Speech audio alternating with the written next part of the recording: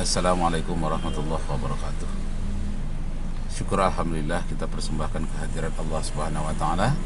Salawat dan salam kepada junjungan alam Nabi kita Muhammad sallallahu alaihi wasallam. Saya M. Rakib Jamari dari Pekanbaru, Riau, Indonesia. Nah, pada pagi hari ini saya akan mengkaji sedikit surat Al-Baqarah ayat 30. Yang saya ambil saja satu poin dari ayat 30 ini, yaitu inni ja'ilun fil ardi khalifah. Nah, sesungguhnya aku, kata Allah, akan menciptakan di bumi khalifah. Khalifah itu artinya penguasa, bisa juga artinya wakil Tuhan, bisa juga khalifah itu artinya pengganti makhluk yang berkuasa sebelumnya. Makhluk yang berkuasa sebelumnya ada Banul Jan namanya, dan ada lagi makhluk-makhluk lain yang belum berbudaya, belum beragama, dan tidak berkembang ilmu pengetahuannya, yang tinggal di dalam gua-gua, di pohon-pohon, di bawah pohon, dan di tempat-tempat tertentu. Nah, kemudian Adam diciptakan oleh Allah menjadi pengganti, menjadi khalifah, menjadi wakil Tuhan di muka bumi. Baiklah Bapak Ibu, saudara-saudara sekalian, yang kita bahas pada pagi hari ini yakni ayat Al-Quran menyatakan inni ja'ilum fil ardi khalifah. Allah akan menjadikan penguasa di muka bumi. Yang penguasa di muka bumi manusia disebabkan ilmu pengetahuannya berkembang, dia sudah punya keyakinan beragama dan bisa bercocok tanam, berbudaya, dan dia mendapatkan bimbingan dari Allah Subhanahu wa taala, yakni Nabi Adam alaihi salam. Nah, ketika itu wa izqalal malaikatu, tatkala Allah berkata kepada malaikat, inni ja'ilun fil ardi khalifah, aku akan menciptakan di muka bumi itu khalifah, yakni manusia.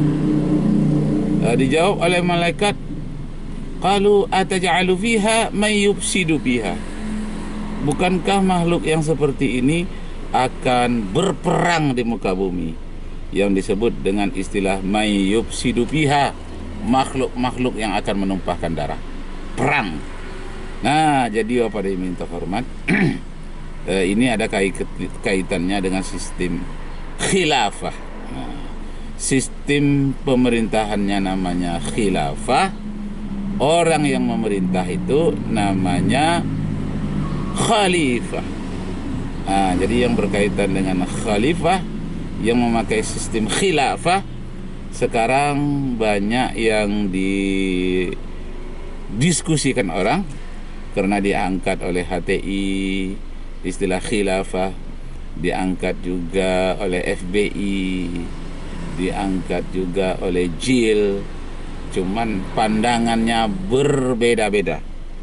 Nah, saya M. Rakib Jamari juga akan mengangkat masalah khilafah dengan sistem yang berbeda lagi. Sistem yang berbeda lagi itu bagaimana? Nah, sekarang kan di dalam Islam ada OKI, Organisasi Konferensi Islam. Kemudian ada Rabitoh Alam Islami.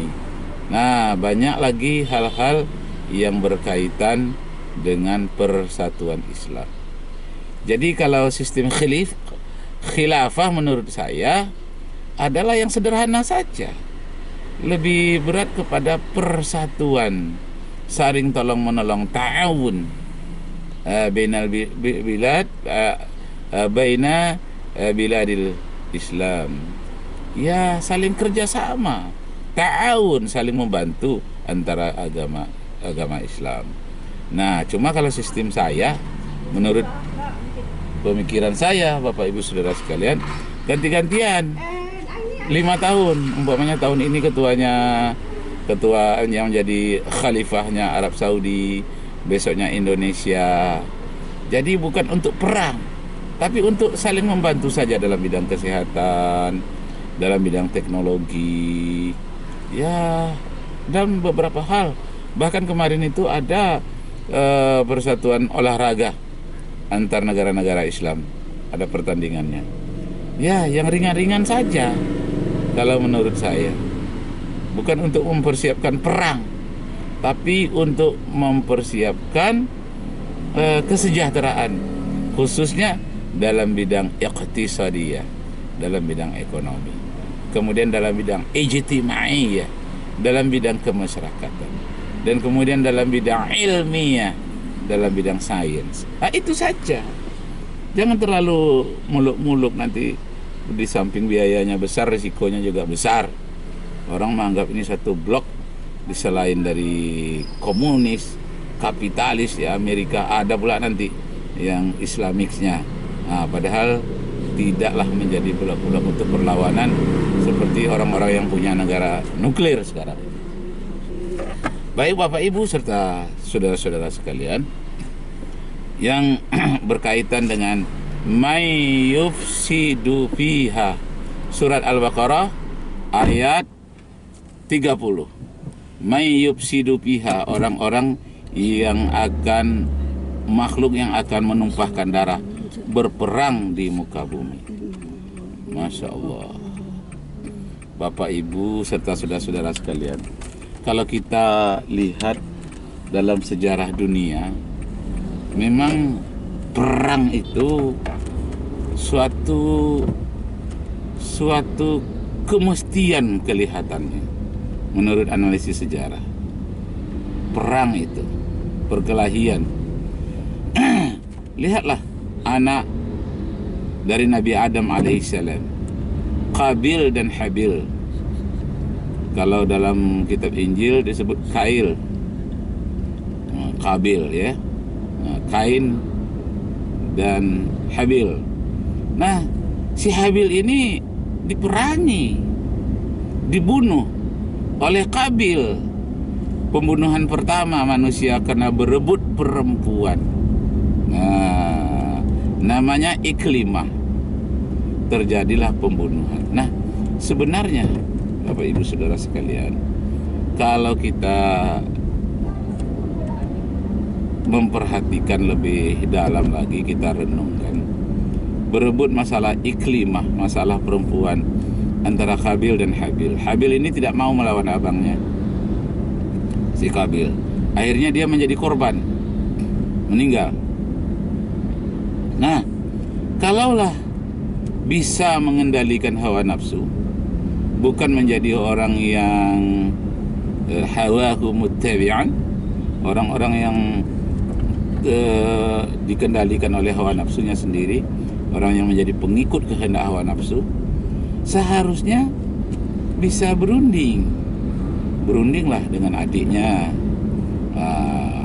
yang sama-sama lahir dengan Qabil itu cantik, namanya Iklimah. Sedangkan Labuda kurang cantiknya, sama-sama lahir dengan Habil. Sedangkan syariat pada zaman Nabi Adam alaihissalam itu nikahnya harus selang-seling, sepasang-sepasang anaknya lahir. Jadi yang abang yang di atas nikah dengan adik yang perempuan di bawah, yang perempuan di atas silang dengan yang di bawah.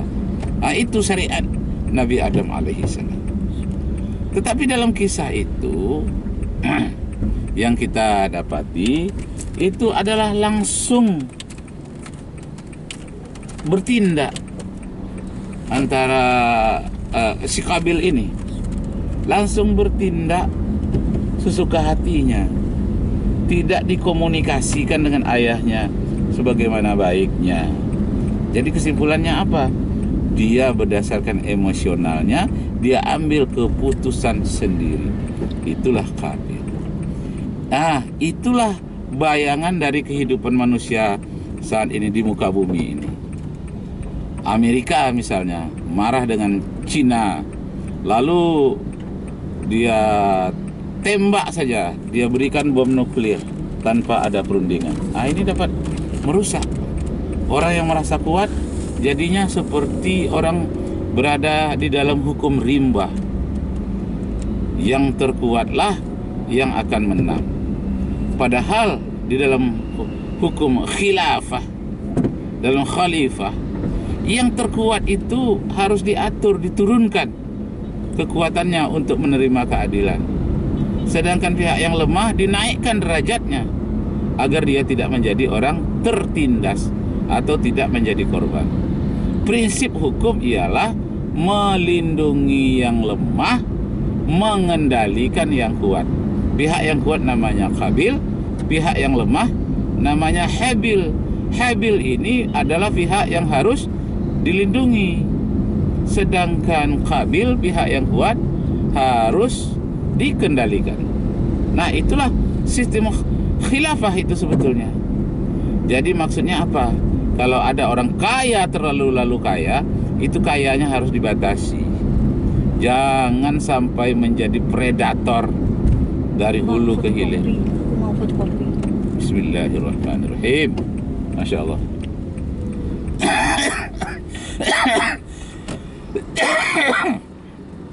Maaf Bapak Ibu, saudara sekalian.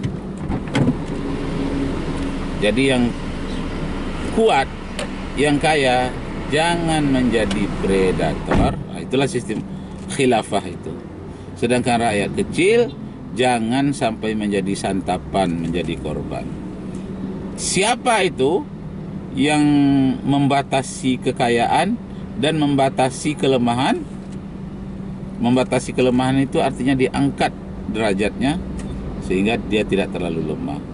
Membatasi kekayaan itu maksudnya orang yang terlalu kuat diturunkan sedikit egonya atau hartanya dikurangi sedikit, diberikan kepada yang lemah. Nah, siapa yang mengerjakan itu? Mengarahkan yang kuat, mengangkat yang lemah. Itulah pekerjaan khilafah. Pelakunya disebut dengan khalifah. Nah, kalaulah ada sistem khalifah seperti itu, insya Allah bumi ini akan damai. Jadi orang-orang yang rakus itu memang dia mempunyai kemampuan, dan berdasarkan kemampuan itu dia melampiaskan segala kerakusan. Misalnya di Indonesia sekarang ini, orang yang mempunyai kebun sawit, orang yang punya kebun sawit lebar sampai beribu-ribu hektar, dia memiliki pabrik sawit, dia yang punya.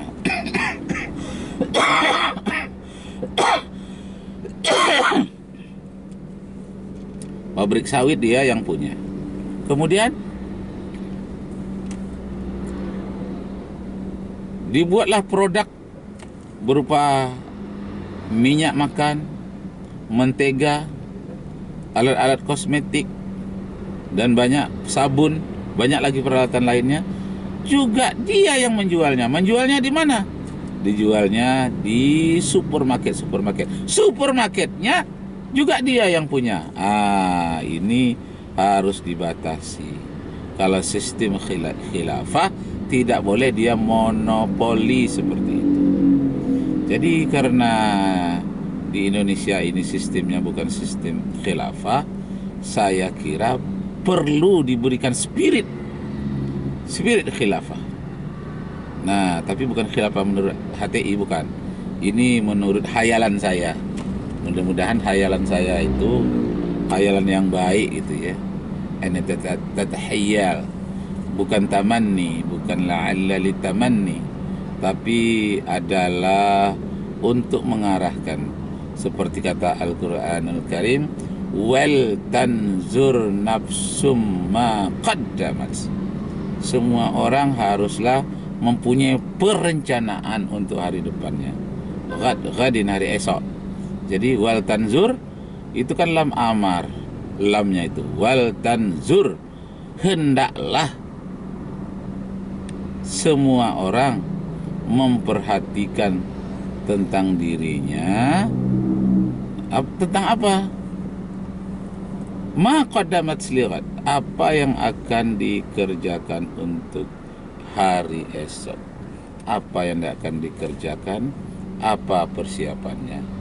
Nah, jadi para hadirin terhormat, saya selalu berhayal bagaimana kekuasaan itu harus dibatasi, kekayaan harus dibatasi, kemiskinan harus dibatasi, kelemahan harus dibatasi.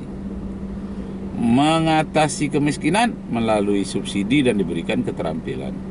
Mengatasi orang yang lemah dengan memberikan pengawalan dan pihak keamanan. Misalnya naik bus dari Jakarta ke Bandung. Itu 10 tahun yang lalu saya naik bus itu tidak aman. Ada orang yang menjual jeruk dan menjual yang lain-lain, dipaksanya. Dipaksa orang membeli dengan harga yang mahal. Waktu itu harga jeruk 5.000 1 kilo, dijualnya 25.000. Bolak-balik ke depan ke belakang. Nah, kata saya tidak adalah polisi di dalam bus yang besar ini, sehingga penjual ini seperti merampok, memaksakan kehendaknya. Tidak ada yang mengawasi. Jadi semuanya yang dalam bus itu menjadi korban.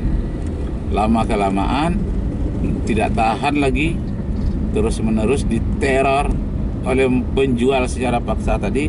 Adalah 2-3 orang yang membeli jeruk itu. Akhirnya jeruk itu memang habis juga. Cuma teror psikologis tadi itu di dalam bus itu memang tidak aman sama sekali. Dulu, ya sekarang kita tidak tahu.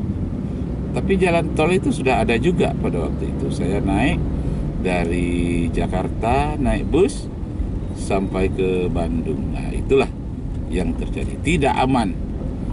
Nah, jadi Umar bin Hormat kembali kepada sistem khilafah untuk membatasi kemiskinan sebagaimana dilakukan oleh Umar bin Khattab dan Umar bin Abdul Aziz.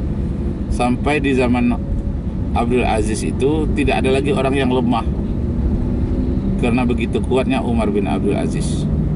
Tidak ada lagi orang miskin, tidak ada lagi orang yang mau menerima zakat, karena semua orang sudah mampu.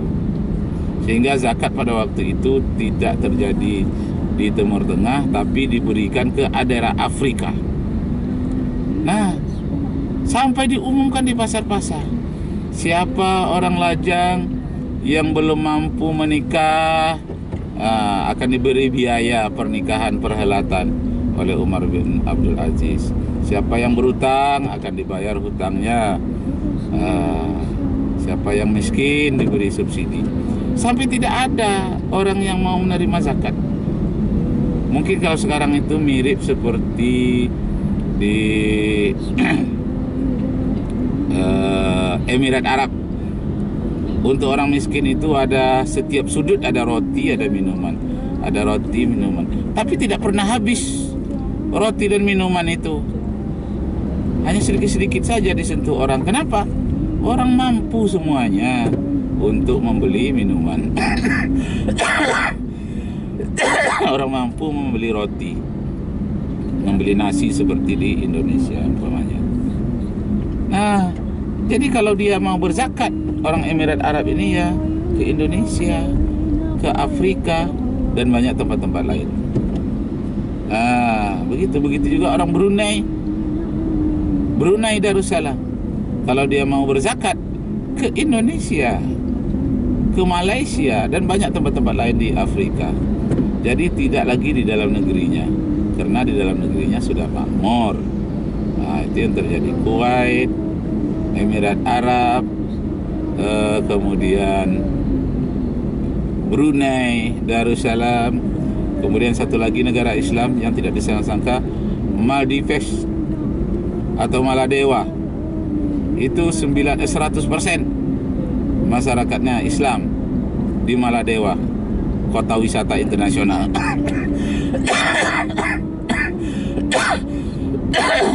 100% Islam, dan hampir tidak ada orang menerima zakat di sana. Ya, sedikit-sedikit ada, tetapi yang jelas tingkat kemakmurannya luar biasa di Maladewa atau Maldives. Kita bisa lihat di YouTube internet bagaimana kemakmuran di Maladewa. Nah, Bapak Ibu saudara-saudara sekalian, kembali kepada sistem khilafah. Jadi menurut saya sistem khilafah dalam pikiran saya bukan sistem khilafah zaman Turki Utsmani. Bukanlah sistem khilafah akan berkuasa seperti organisasi-organisasi yang kita kenal ini.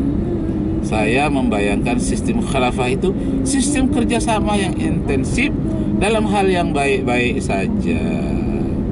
Nah, pemerataan zakat, pembantuan dalam bidang ekonomi, dalam bidang ilmiah, lebih intensif, supaya kita bisa menerapkan seperti disebutkan dalam Al-Quran itu, yang disebut dengan asyidda 'alal kuffar ruhama'u bainahum.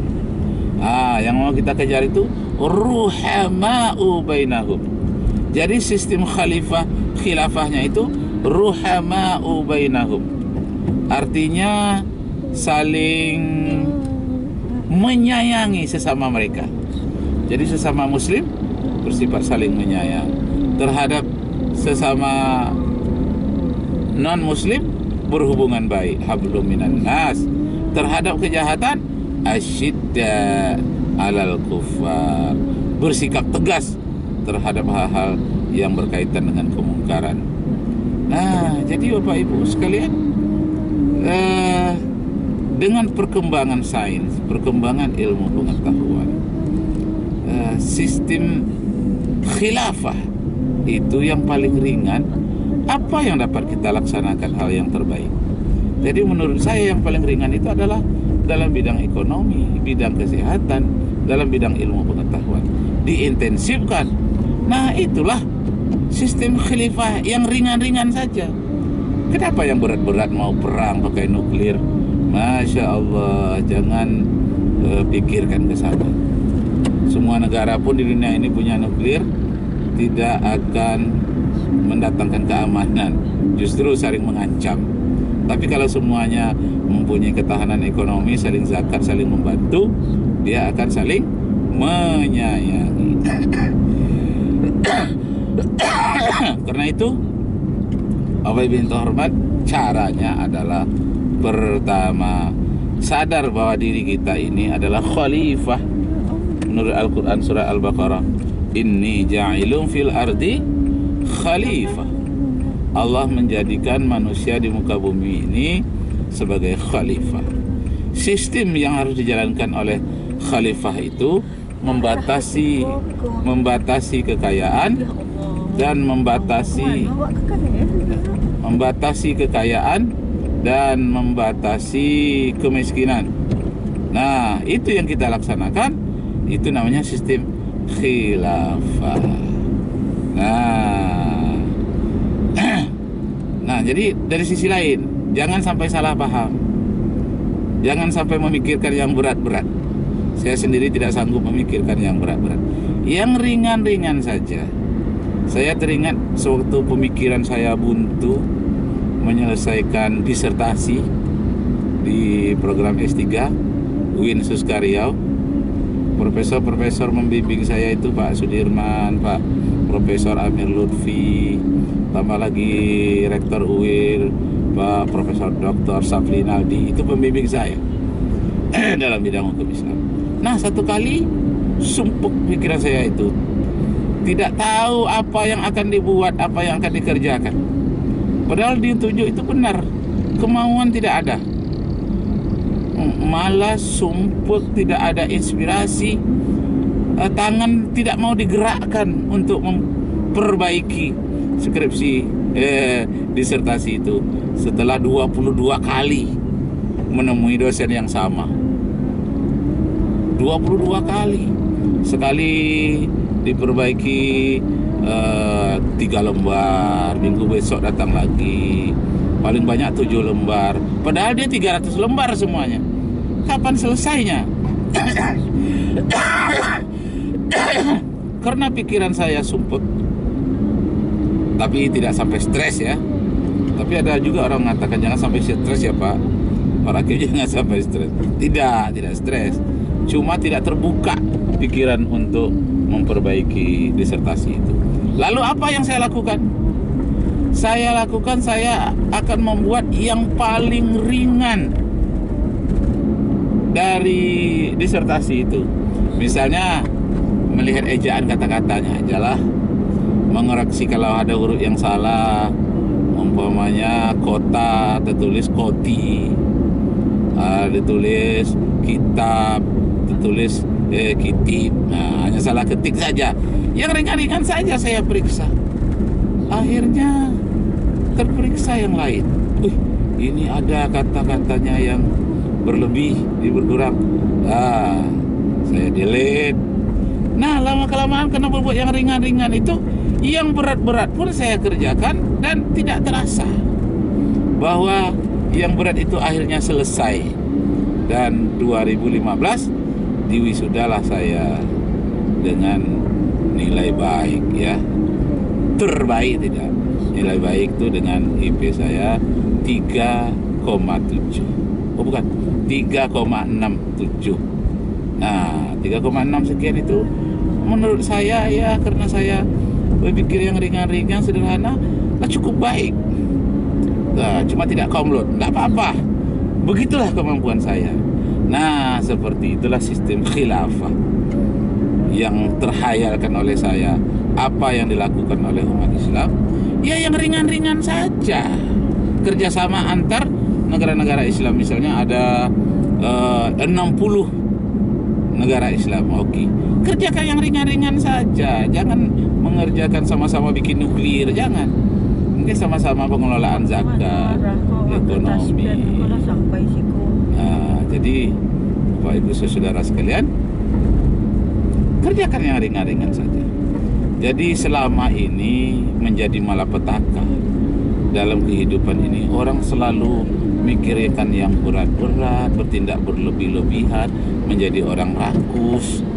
Nah, tidak mau mulai dari yang sederhana.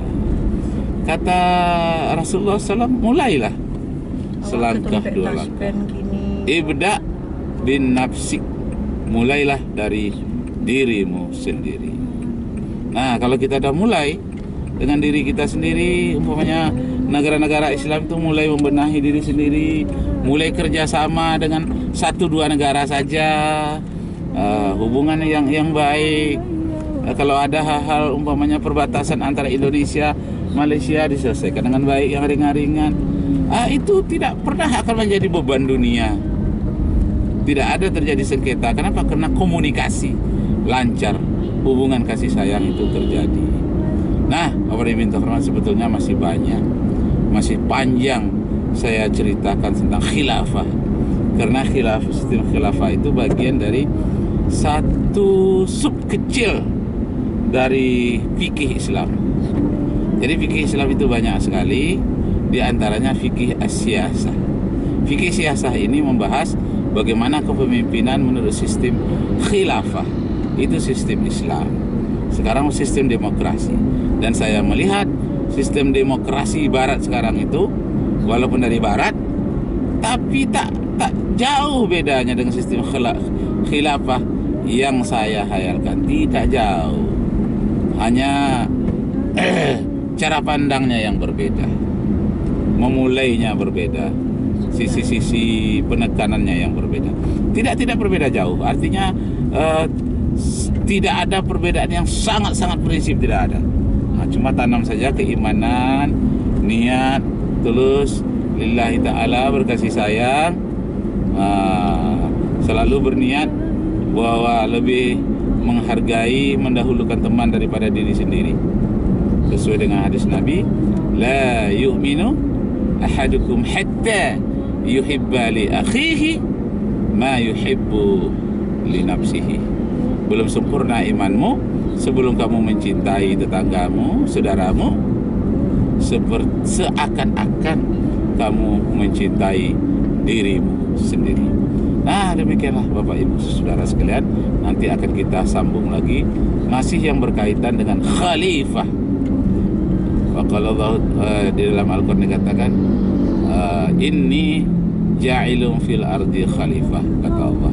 Allah akan menciptakan khalifah di muka bumi. Nah, inilah kita manusia sebagai khalifah, mengatur bumi, memelihara alam semesta, memelihara lingkungan, hewan, tumbuh-tumbuhan, apalagi sesama manusia kita lindungi. Yang terlalu kuat kita arahkan, yang terlalu lemah kita angkat, kita bela, kita berikan kenyamanan. Wabillahi taufiq wal hidayah. Wassalamualaikum warahmatullahi wabarakatuh. Astagfirullah.